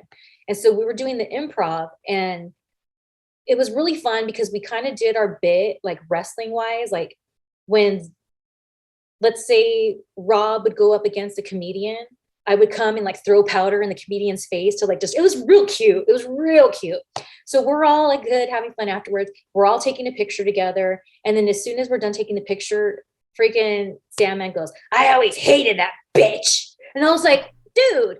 And at the time, Rob was married, and his wife had asked him, what is your problem? And then he was like, oh, she's just a bitch. And she's like, thinks she's da da da. And then he ended up bringing up the car situation. And she goes, so do you think she's the bitch because she rented a car for you guys that you guys wrecked? And he's like, well, yeah. So I've been trying to like get answers for this to where I finally just gave up because Sandman won't say anything to my face. When I try to connect with him to see what the hell, he never wants to do it, but he just talks so much crap about me. Okay, so I've had quite a lot of strikeouts there. I'll ask a couple more. This is Stephanie McMahon. I like Stephanie McMahon. Thank goodness. Because There was what were her roles at the time? Because was she involved with the ECW branch of WWE at that point? I don't know how much she was involved with specifically the ECW branch or whatever, but something that sticks out to me about Stephanie, she was always really nice to me. Always heard, like my voice was always heard with her. And there was a time where, you know, WWE flip-flops, and I get why they do it, to being more rated PG or G versus like PG-13 kind of vibes. So she was in the women's locker room, had a talk with all of us, not just ECW girls. I think I was the only ECW girl at the time though, but us ECW people and like the rest of the locker room. And she was talking about how we had to cover our butts more. And she kept using me as an example. She's like Ariel, her ass is always all over the place. And when she was saying, he kept using me as an example, I didn't take any offense to it. I was like, yeah, my ass is always, and I might have a nip slip. Yeah, that is me. Yes. And so I remember when she would do it, people were like, oh. And then after the meeting was over, she goes, I just want to let you guys know I'm not picking on Ariel. I just know that she doesn't take things like that. So I was using her as an example. And I thought that was really cool because she didn't have to do that. And I already didn't feel like she was like coming for me. And it's crazy because I know that there's been things said about her and Heyman not having like a good relationship or whatever. And so people often had asked me like, oh, she must have hated you because you were like a Heyman girl. And I never got that vibe from her. Like she was always totally nice. And when I actually went to TNA, I was really excited because I was like, oh, Dixie is a woman. It's like, you know, another Stephanie McMahon kind of vibe. And like, it'll be really awesome. But she just did not like me. And I was pathetic, like to where I was like a puppy, like pet me, pet me. And then when I realized I was being pathetic, I was like, F her. Like I have done nothing but show up on time, do my job. I stay out of trouble here more than I did at WWE, not because I learned a lesson, but because there just wasn't trouble to be had. So I didn't understand it. So Stephanie's vibe set the bar to where I thought that's how it'd be with Dixie. Two more then, and both TNA. Mike Tenay. Very nice. I don't know him that well, but he was always very, very nice. When I think of him, I think of him smiling and laughing, and that's always good to have. And the final one, Scott Steiner. I don't really know him that well either. Can't even tell you a conversation I had with him. I just remember seeing him backstage with his gear on, and I never really had much interactions with him. You never did any mathematics with him at any point, then I take it. No. Just give me of like TNA and WWE of the top stars, who were the nicest?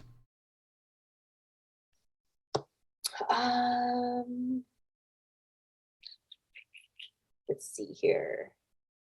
I'm trying to think who was top at the time. You know, I've heard from many people that John Cena is the type of person that if your like shirts are doing better than his, he'll like do something about it and things like that. And I think that's really crappy, but he was always super kind to me. I don't like these stories I hear about stuff like that because that sucks. But with how he treated me, he was always really, really nice, respectful, kind of went out of his way to make sure to say hi and things like that. So that was really nice. I think maybe Undertaker, Big Show, Jericho, guys like that. I think Jericho wasn't even there. Let's not talk about Jericho. Okay. Gag me with the effing spoon quick. We'll be here for 3 hours. Big Show's all right. Undertaker was pretty cool. I just didn't like that there was these like rules. And when I'm saying rules, it was like, I was told if the Undertaker ever asks you to drink, this is Jack Daniels or whatever, I think that was his drink, you have to do it. And I didn't become a drinker until I was in WWE, or a smoker. But I thought that was crap because I always thought like, what if somebody has an alcohol problem that they don't want anyone to know? It's private, right? So you're going to get in trouble if Undertaker wants you to take a shot and you don't do it. What if you don't want, what if you're so private that you are so scared to say, I have an alcohol problem, I can't do that. I'm sure if they were to say that to Taker, he would be like, oh, okay, like fine with it. But there's some people that are very private. So I didn't like that. And I remember when we went overseas, I got presented the thing. And I wasn't really like, at that time, I was like, I have vodka and champagne, but like, I wasn't into like whiskey or anything. And like it happened, and I'm like, oh, I got so mad, and I just took the shot and I gave it to him, and I walked away all mad. So like that's the only thing is like there's these like little rules that are there, and I don't know if that's the same thing now, but that's when it was for me. Is it like you can't sit a certain place, or you can't speak to a certain person after 3 p.m. or something like that? Yeah, it does strike me. Stupid. Just dumb little rules, but on a like interaction basis, aside from like having forced to take that, and not that they were like, oh, I was just like, I knew it was coming. I was like, God, but he was pretty nice, and I thought it was cool that I was going to a place of work where the Undertaker, because I was a fan of his like when I was younger and everything, so that was cool. But the little rules, it kind of like humanized everyone for me. So I couldn't be like, oh my gosh, I couldn't be excited, because I was just like, that is douchebag behavior. Like, I'm sorry. Like, why are you guys ruining it for me? Well, hopefully I didn't ruin this interview for you. We've gone far beyond what I anticipated, and I've enjoyed all of it. I'm very sorry about the last segment. I thought you'd like most of the guys in it. Here's the thing. It doesn't bring me joy to say these things. Like, especially Punk, like that was, I liked him I was all about Punk for so long. If you go back, you can see I've done modeling pictures way after wrestling where I'm wearing his shirt. And the reason why I did that was because I believed in Punk. Like I believed in him. Like when he did that whole thing where he went out there open mic, when he's like, hi Cabana, that whole, like, I'm getting chills right now. I even don't like him anymore. Like that was amazing. Like you just don't get to do that. And so it doesn't bring me joy to like, and then Stryker, we were really cool when I was on the road, because at the time he was dating Crystal Marshall. There were a couple. And so she's to this day a friend of mine. And, he was around a lot, and he was always helpful with us girls. And, I'd gone to him about some of my guy problems before to get a guy's point of view. So it doesn't bring me joy to say like any of this. Like, I think it's sad, but it is what it is. And like, to me, I don't look at it as a downer. It's just, it is what it is. Well, this was what it was. I mean, we went a long time. I had a thoroughly enjoyable interview. Thank you for spending so much time with me. I'll do the sign off now. Thank you very much for joining us. And before we go, give me some plugs. All right. Really, really simple, everyone. All you got to do is go to shellyslinks.com. Everything's there. My YouTube, my Secret Society, which is my exclusive fan club, which I have Patreon, normal website, and OnlyFans options for you. My Twitter's on there, my Instagram. So shellyslinks.com is going to get you everything you need. I will put that on every description or every clip. You know how I do it. But for now, thank you very much for watching. I don't know who the guest is going to be next week. You'll find out when I find out, I suppose. Thank you, Shelly, for spending so much time with me. Thank you.